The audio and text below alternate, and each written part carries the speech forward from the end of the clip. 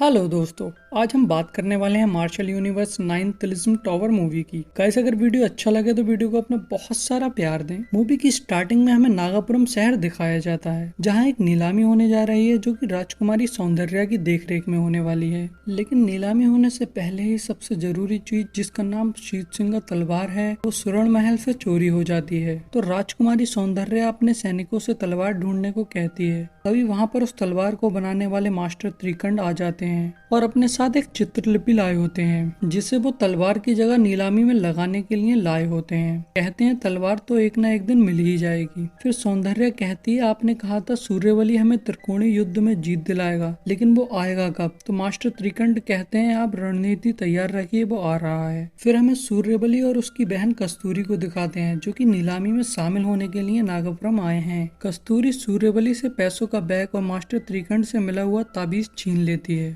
इसीलिए सुवर्ण महल के नौकर कस्तूरी को सूर्यवली समझकर और सूर्यवली को बावर्ची बोल के ले जाते हैं। और अंदर ले जाकर एक नौकर सूर्यवली को बताता है, मास्टर त्रिकंड का आदेश है, आपके बारे में ये किसी को पता न चले आप यहाँ आए हैं। फिर नीलामी स्टार्ट हो जाती है। वहाँ कुछ और भी सरदार आए हुए होते हैं, जिनमें से एक का नाम शस्त्र बाहु है, जो कि काफी ताकतवर है और वो सूर्यवली की शक्तियों को छीनना चाहता है। लेकिन यहाँ वो पहले सूर्यवली की बहन कस्तूरी को किडनैप करने की सोच रहा है। फिर नीलामी के बीच में एक कालनेमी नाम का सरदार कहता है, हमें शीत सिंह तलवार दिखाओ, और वो राजकुमारी सौंदर्या को काफी बातें सुनाता है और अपने सैनिक से शीत सिंह तलवार मंगाता है, जिसे राजकुमारी सौंदर्या चेक करती है तो वो नकली निकलती है और जिसे वो तोड़ भी देती है। इससे वहाँ पे काफी अफरा तफरी मच जाती है और कालनेमी और राजकुमारी सौंदर्या के बीच में लड़ाई होने लगती है। इस बीच में सूर्यवली मास्टर त्रिकंड की बनाई हुई उस चित्रलिपि को पकड़ता है तो उसके हाथ का निशान जलने लगता है और वहीं वो देखता है उसकी बहन को शास्त्रबाहु के आदमी किडनैप करके ले जा रहे होते हैं, जिसमें से वो एक आदमी को वहीं मार देता है।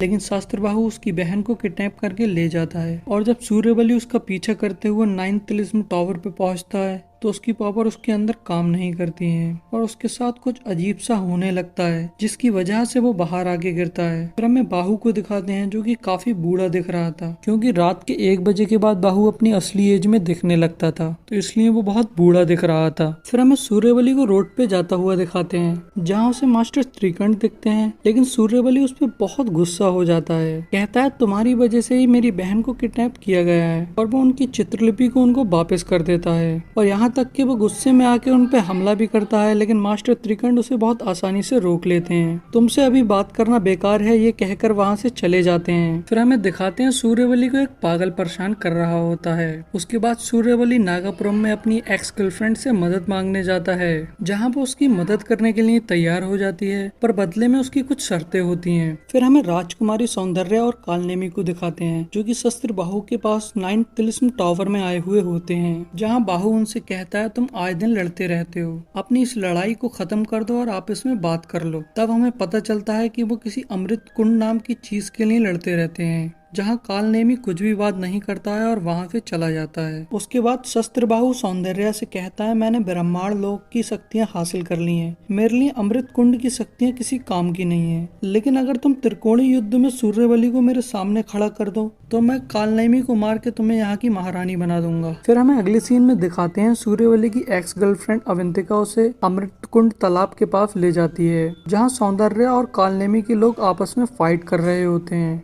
और वो उसे बताती है, तालाब में जो भी जाता है वो जल के मर जाता है, लेकिन जो इसकी शक्तियों के काबिल होगा उसे इसके अंदर जाने पे कुछ भी नहीं होगा, और कहती है तुम्हें ये तालाब जीतने में मेरी मदद करनी होगी। फिर वो सूर्यवली को स्वर्ण महल ले जाती है, जहाँ सौंदर्या और मास्टर त्रिकंड उसी चित्रलिपि को सौंदर्या के एक बहुत बड़े वोल्ड में रख रहे होते हैं, जहाँ अवंतिका कहती है, तुम्हें यहाँ से कुछ चीजें चुराने में मेरी मदद करनी होगी। और हमें यहाँ ये भी पता चलता है, शीत सिंह तलवार भी अवंतिका ने ही चुराई थी। उसके बाद वो उसे कालनेमी के पास ले जाती है और कहती है, तुम्हें इसे भी मारना होगा मेरे लिए, और मैं तुम्हारी बहन को ढूंढने में तुम्हारी मदद करूंगी। फिर सूर्यवली कालनेमी से लड़ने लगता है और वो काफी देर फाइट करने के बाद में कालनेमी को मार पाता है, क्योंकि कालनेमी भी काफी ताकतवर था और कालनेमी के मरने के बाद जितने भी कालनेमी के लोग होते हैं वो सूर्यवली को अपना सरदार मान लेते हैं। फिर सूर्यवली उनका सरदार बनकर अमृत कुंड तालाब पर जाता है जहाँ सौंदर्या भी होती है, लेकिन सौंदर्या सूर्यवली की वजह से युद्ध से पीछे हट जाती है और कहती है तुम इसकी शक्ति हासिल कर सकते हो, लेकिन सूर्यवली उसकी शक्तियों को हासिल नहीं करना चाहता है। तो सौंदर्या कहती है तुम्हें अपनी बहन को बचाने के लिए ये शक्तियाँ चाहिए होंगी। तो सूर्यवली उस तालाब में जाने के लिए तैयार हो जाता है और फिर वो उस तालाब के अंदर जाता है जहाँ उसे वही पागल मिलता है जो उसे परेशान कर रहा था। दरअसल वो अमृत कुंड तालाब की शक्तियों का रक्षक था। वो सूर्यवली को शक्ति हासिल करने का तरीका बताता है और सूर्यवली काफी देर तक तालाब के अंदर रहता है। तो कुछ लोग उसे बचाने के लिए कूदते हैं लेकिन वो जल के फट जाते हैं। फिर सूर्यवली भी तालाब से बाहर आता है और बेहोश हो जाता है। तो उसे सौंदर्या के लोग स्वर्ण महल में ले जाते हैं जहाँ उसकी देखभाल की जाती है। फिर वहाँ शस्त्रबाहु आ जाता है और सबको मारने लगता है और सौंदर्या से कहता है मैंने तुम्हें इतना अच्छा मौका दिया नागापुरम की महारानी बनने का, लेकिन तुमने मुझे धोखा दिया और सूर्यवली को अमृत कुंड की शक्ति दिला दी। फिर वो उन्हें मारने की काफी कोशिश करता है, लेकिन सौंदर्या सूर्यवली को उस वॉल्ट के अंदर ले जाती है जिसमें वो अपना सारा सामान रखती थी